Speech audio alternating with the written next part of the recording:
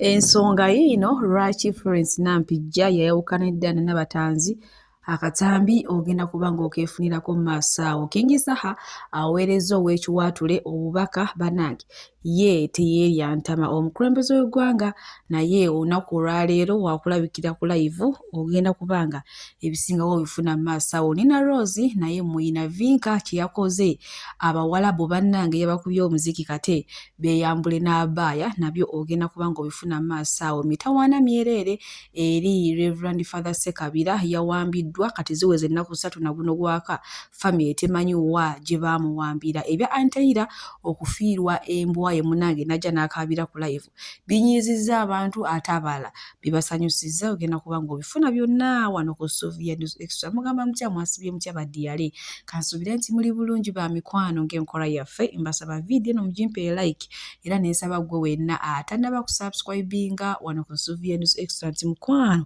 subscribinga era onyige mu notification bell olemwesibwanga byonna byemba nteekayo wano ku Sylvia News Extra. Suvi Airport Pick Up and Transport Service bana yetutambuza abantu okitegedde ekintu ekyo. So olunaku lw'egyo naweeteddeko emboozi munaye Anteira ng'ali maziga amayitirivu ennyo embwa ye mayidogo wowe yaye biki nga obulumi bumutta. Abantu ne bagamba ddala omukazi omukulu ekyamujje n'akabira mu kamera olw'embwa obubwa yafudde embwa obubwa kiki ennyo munaye no binyiizizza abantu era nga abantu batandise dda okusala ebigambo ebinene weebiti besitayinza kuyisa mu kamwa kange era so biteekawo wano bye bamusazeeko olw'embwa mwe era babuuze badde ensajja wabula Mukama abantu bo babeera n'ebigambo bingi naye nga omuntu asobola okubeera n'ekisolo nga kimusingira abantu oba ng'ekisolo kyo tekigenda oba bakazi abamu muli baloge oba muli basiru busiru. Nze nkuza okutuuka wano sirabangako omukyala akaabira embwa nga Anteira. Mukazi mukulu naye alinga mwana muto ali mu vidiyo akaaba ali ku live akaaba embwa yange. Nze mbadde manyi afiiriddwa abalongo era nabadde manyi abalongo bagenzi niŋŋamba ye ngenda wuuliriza mpuliriza akaabira mbwa embwa endeseewo embwa bannange musambwa simanyi musambwa agutereka mu nnyumba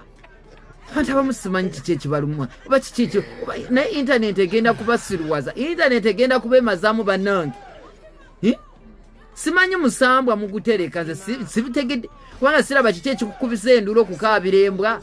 eyafudde embwa bubwa kati okaabidde bwoti embwa bw'onoofiirwa omwana oba n'ofiirwa omuntu ojja kuba otya embwa bubwa embwa neekukaabya embwa neokuba endulo simanyi osanga walimu ekirimu omwo. Mukama bankuumire mbaagala nnyo naye intaneti ebyemazizzaamu mwemazeemu omuntu kutulanga ayina amagezi oli mukazi mukulu oyina omusajja oli mufumbo oyina abaana okaabira embwa kale kaabira ebintu ebirimu amagezi. Awo nno we tuli bantu bange kwa Anteira amazima gali nti omukazi yakaabye bambi naye nga abantu abasinga kye tutamanyi ebisolo bino bisingira ddala abantu kubanga ekisolo ky'obuulira buli kintu kyo nga tekirina we kigenda kujaajamya nti oba kale kikunyuma emikwano naye emikwano osobola okubeera n'emikwano gwo nga nfanfe naye nga oluvaawo ng'omaze omunyumiza ekizibu kyo ng'ate akuddako akugeya. Munnange bwe tweyongerayo ewa Nina Rose ye Christmas mood zaatandise dda kati simanyi oba ewuwo gwe kiri kitya naye bannange abantu basirise nnyo ku Christmas eno oba engeri gye tuli mu byobululu simanyi na kumanya. Edda watambulanga mukana akaseera nga buli wooyita ennyimba za Christmas ze ziriko kaatudiigidde tuyimbe n'ennyimba Merry Christmas omwana wa ssebo azaaliddwa nga ze zibeerako naye ennaku zino story ki otambula nga tewali akuba kayimba konna mulimba nnyo nammwe naye nga bwe nkuzaako eno ewa Spice Dada manyi munange ennaku zino naye n'essaawa zonna sitooka empya eno eyinza okumutwala agali mu nkuubo essaawa zonna mwana muwala ono ayinza okuva ku luggya naye nga yalabiseeko bwatyo ku kadina wamma teri agambayo naye nga omuhusband ye twamaze dda okumufuna so temuddamu kumubuuza nti ovadde ku luggya biki omuhusband waali era ng'ali ku sitooka eno empya naye nga bwe nkuzaako eno ewa Tifa olwo nno nga muwala wa Zali bannange mmwe abaana bakula mangu simanyi lwaki ate abaana b'ennaku zino bo baddukira ku sipiidi ya yiriyiri oba bagoba biki siyinza nakuliba ono omwana abadde muto jjojjo wano naye kati abaliirye ebbeere anadditeekamu kaleega omwana akulidde ddala nga woomulaba nno bannaye bajjaaji baakuno ba in-laws baayumbiddamu kale nengera omwana akulidde ku ddata waffe aba bannange naye nga bwenkuzaako eno ewa King Saha munnange avuddeyo ne yeewolereza n'agamba nti ye akooye akamanyiiro akooye ejjoogo olwabo abantu abamusibako ebigambo mbu ye amanyi okweddirayo mu busonda bwe n'atuula ng'ali mu kweriira bibala ng'ali mu kweriira miyembe mapaapaali minaanansi kyokka oli mbu ow'ekiwaatule wamuyitako n'alowooza mbu ali mu kunywa njaga bw'awulira ye abikooye yembera ye lwaki mbyogera nga n'akatambi nkalina mu maaso wano keerabireko nze ate nkongereyo wamma n'agaaleero sebeera ow'ekiwaatule amusonse ngenda kuva wano ngende nfune wentuula mu kasonda ebisirusiru ebitamanyi bigamba wagenda kunywa njaga ngenda kuba ndi amenvu watermelon na nanasi yange okitegeera mwana ebisirusiru biyimirire ekiwaatule bigamba agenda kola ki kunywa njayi naye nga ngenda kulya lyenvu nanasi watermelon n'akaceere n'ennyaanya waliyo ow'enkoko twongere tulumye yajja ekyayalula kale King Saha bw'atyo munnange bw'avuddeyo okwewozaako mukati omukulu w'ekiwaatule wamulaba ng'ali mu kasonda eyo agoojamye ng'agamba nti ali mu kunywa musokoto gwaki gwanjaga kumbe omusajja ati ali mu kweriira buyembe bunaanansi nga namwe mubiwulidde wabyogedde munnange wetweyongerayo ewa Vinko nono ali Saudi Arabia ayita n'abaana kuvaayo akyaliyo banne kye yakoze Abasaudi kye yakoze Abawalabu bano bamama ne baba ajjukira bamama babeera beebikidde naye munnange baazinye nebirabira n'okwerabira nti baziddemu abaaya mwana muwala yabakubye omuziki kwegamba performance ebadde nnungi nnyo nnyini ddala ng'ayambadde bulungi kugamba ng'aweesezza obusiraamu ekitiibwa si bye bino munnange ebyabeera eno n'ayambala obugoye nga ye bw'ayagala munnange bambi ekintu yakikoledde ddala bulungi nnyo nnyini ddala kiteeteeyi kiwanvu Suvi Airport pick up era nga tutambuliza ddala abantu okubajja ku kisaawe n'okubatwala ku kisaawe tulina badriver abalungi ate nga tulina ne free wifi so gwe wenna mukwano gwange okwewala abafere okugwa mu babbi kola kintu kimu kubira Suvi Airport pick up ate osobole okutambula obulungi era n'ebintu byo osobole okubituusa ewammwe wamma nga tewali kibbiddwako tukubireko ku namba z'essimu eziri awo WhatsApp n'okuba direct call tugenda kubanga ate ensonga ezo tuzikolerako ddala oba oyagala muzaddewo oba baana bo basengaawo jjajjaawo akusurprising oyagala kusurprisingire ku kisaawe ebyo byonna mukwano wano Suvi Airport pick up tubikolerako ddala mukwano okujjukiza weewala abafere kolagana na Suvi Airport pick up ate nga bbeeyi yanseko buseko kati simanyi gwe wena atannaba kubuukinga Suvi Airport pick up omukama bankubire tutambule bulungi enkozaako eno ewa Florence Nampijja bannange amazima gali nti omukwano guluma nga walobeddeko n'emukwano gwo naye ne muntu akaseera ne mufunamu obutakkaanya bannaye biruma n'abye Florence Nampijja ne Diana Nabatanzi ku mukolo gwa Carol Nantonga nga buli omu watuwa ku munne akutama Florence Nampijja baali batambula ne Carol Nantonga jjukira Diana Nabatanzi yali muyite ku mukolo gwa Carol Nantonga ate Florence Nampijja nga ye metroni kati baali batambula kwaliko akayimba ke baali bayimba nga Diana wamma vibe eri waggulu Florence Nampijja olwamutuukako yateekawo ebigambo ebitali byawo ne nga bannange omukwano guno guluma naye nga Yese Ngasiri muyina mu maaso wano ng'ate aleese bwino omulala abakwatako era ngawe ye avuddeyo nawe ensonga ze lwaki baayawukana mbu si bya musajja si byaki naye weebiryawo. Ladies and gentlemen, kyensobola okubagamba tewali musajja yayawula Diana Nabatanzi ne Florence Nampijja nedda.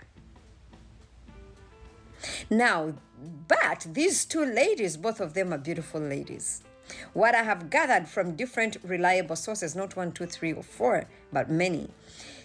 both these ladies are beautiful ladies. One,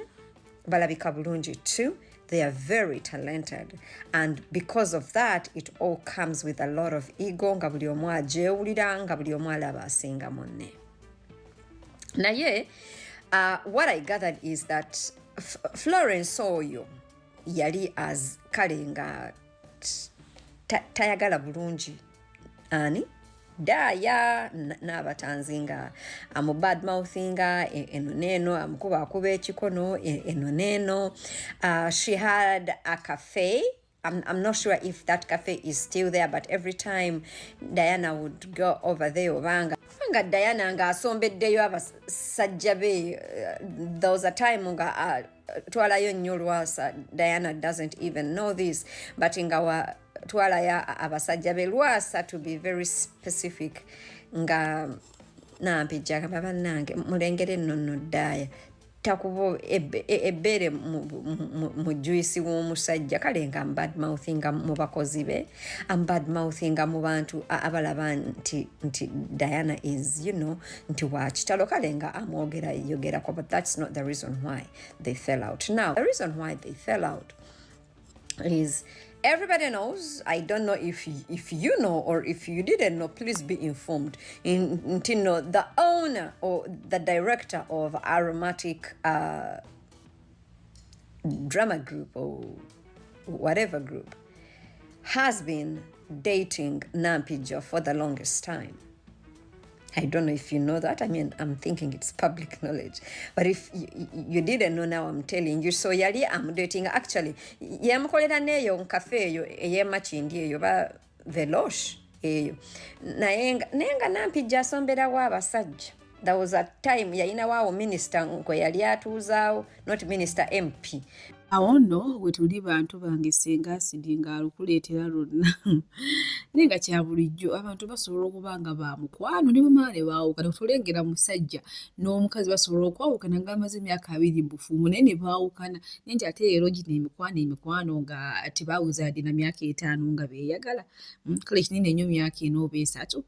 Munnange bwe tweyongerayo n'omukulembeze w'eggwanga His Excellency Yoweri Kaguta Museveni wamu ne muwala we Natasha, munnange basiimye nno balabikireko eri ku TikTok live, era essaawa zonna bagenda kubeera ku live.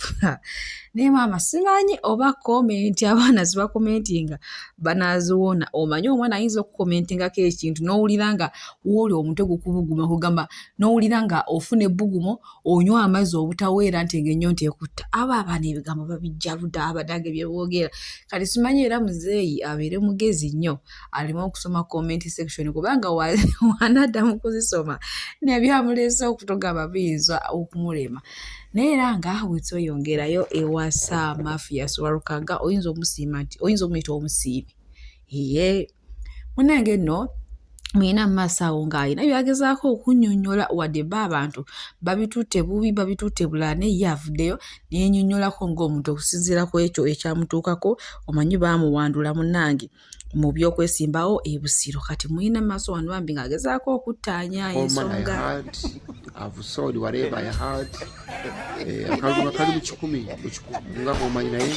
these challenges zibaawo mu bulamu, and someone who is going to become a big leader. Bw'atyo omusiime Sir Mathias Walukaga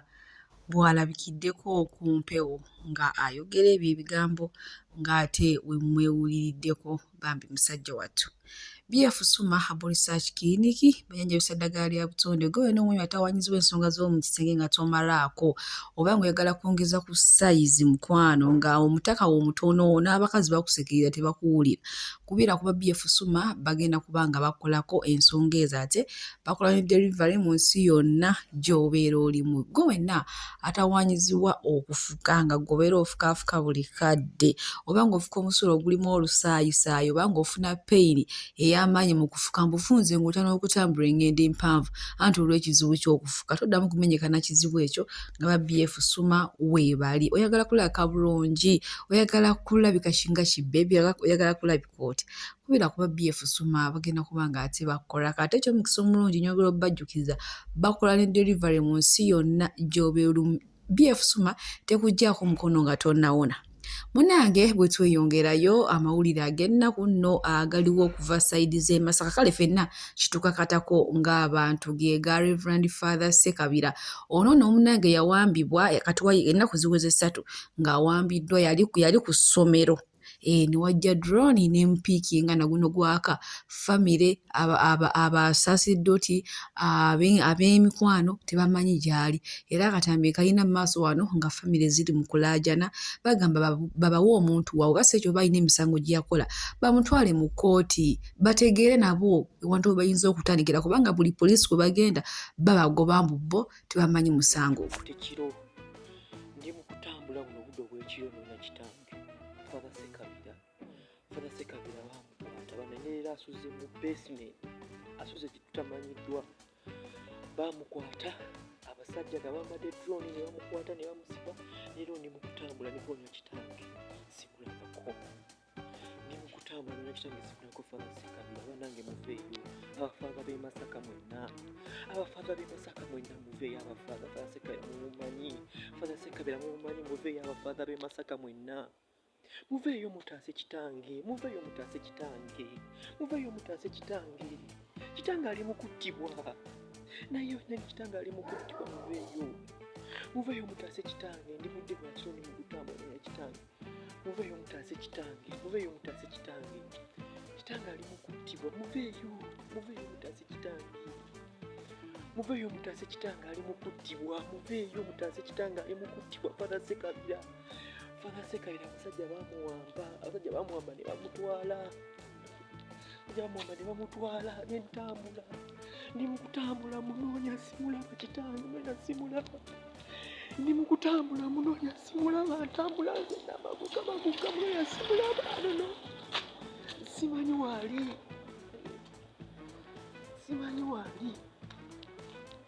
munoonya simulaba simanyi waali abasajja bwegona balina ne bamutya munoonya simanyi waali naye nga abasajja bamukwata ne bamuwamba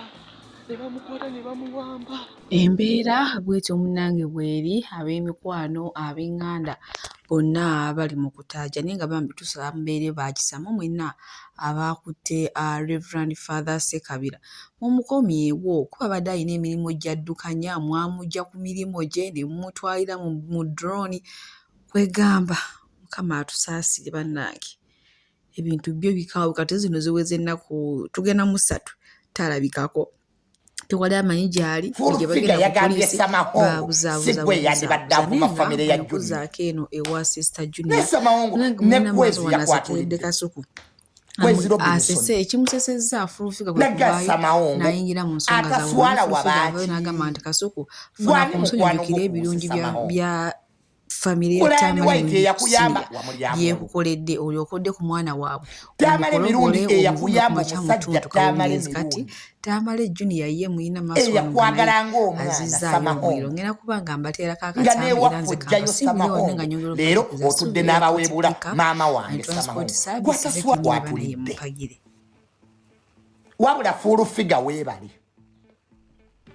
bannange full figure wayogedde ebintu nga bituufu full figure yagambye Samahongo sigwe yandibadde avuma famire ya Junior ne Samahongo ne Kwezi yakwatulidde Kwezi Robinson naga Samahongo ataswala wabaaki gwani mukwano gwo ku nsi Samahongo Brian White eyakuyamba wamulyamu olukwe Tamale mirundi eyakuyamba omusajja Tamale mirundi eyakwagala ng'omwana Samahongo nga neewaffe ojjayo Samahongo leero otudde n'abaweebula maama wange Samahongo gwataswala wabaaki ensonoonya seeto ozitwalawa Samahongo fulufiga yakwatulidde ebituufu nega siggwe eyanditudde n'abanvuma you a hypocrite everybody knows it oli muli wankwe gwe tosiima bakubeereddewo banno bonna be wakola nabo ku TV emu bonna bakukaaba naye enkwe zibaako ezikoma Samahongo naawe abaana bo tuli batulugunya omuntu alina feesi ebbiri ezo entalo zonna eziriwo tudde Junior yevuma ne Salumu byonna gwabikola Samahongo kuva mu boys dormitory nga oyagala entalo zibe. Abalungi abatuuliriza era abatulaba olunaku olwaleero tuchaddeko ewa Sheikh Ashraf Dembe. Sebo sanyusa okubalaba amannya agange Seeka Ashraf Dembe akola ku bizibu by'enjawulo. Omuntu singa aba alina ebirwadde musomereddwa tunywa amazzi ga lukuya nga bw'obadde ogalaba tugenda abantu ku kyoto ne twokya emizimu emibi egibabaamu n'okulomba edduwa. Abantu singa abeera ng'ali wano atuuse sobola okumulombera edduwa ne waba atatuuse nga mpadde amannya ge ngali wala manetaze enamba yange yenu eri 0707763711 namwe banyinaffe abali ebweru oyagala okuba nti oyagala okulombera ku dduwa ng'olina ebizibu visa zibuze amakaga golongotana sente zikola zimpita mu ngalo ojja kumpereza ekifaananyi kyo n'amanyago ebyo byokka bijja kumala nja kulombera edduwa ojja kutereera. Olunaku olusembayo mu mwezi mba n'edduwa eyawamu ffenna n'abalwadde bange abakadde n'abapya. Salaamu alaikum warahmatullahi wabarakatuh.